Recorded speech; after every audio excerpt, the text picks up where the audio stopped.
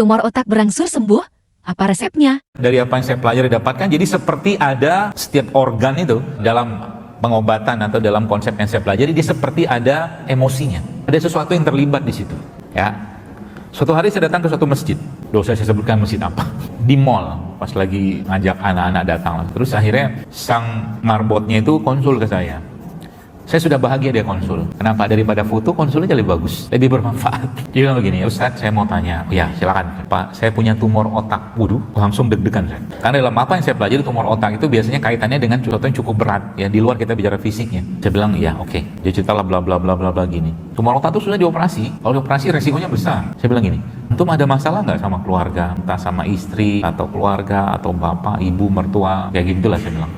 Dia narik napas panjang. Karena saya sudah tebak pasti ada. Terus saya bilang apa? Saya hampir 10 tahun tinggal sama mertua. Kata dia gitu kan. Lalu mertua saya itu nggak sholat, dia bilang. Dia marbot masjid, coba. Jadi dia tiap hari mendapatkan pemandangan orang tuanya dia nggak sholat. Orang tua jaga mertua kan. Oke.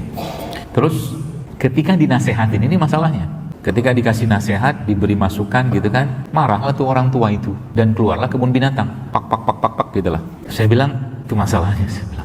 Itu punya prinsip, yang prinsip ini sebenarnya nggak boleh dilanggar kan, sholat segala macam apalagi ibadah kan, itu kan prinsip hidup kita yang menjadi keimanan, keyakinan kita. Entah saya bilang itu masalahnya. Saya bilang saya bisa kasih katakanlah resepnya buat makan ini itu sekarang, tapi sepanjang antum masih di situ, berat ini penyakit diobati. Saya bilang oke deh, ya adalah saya bilang nanti minum ini minum itu, tapi pertama yang dikerjakan bapak pindah dari situ. Saya bilang pindah, saya bilang.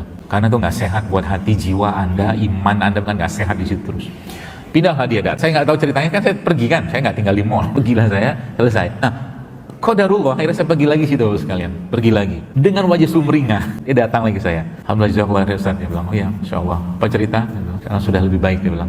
Pusingnya, sakit kepalanya, keluhan-keluhan itu sudah mulai hilang, dia bilang. Nah itu saya bilang, gampang kan? Gampang. Ya, bab atau tema pertamanya apa tadi? Itu hatinya dulu.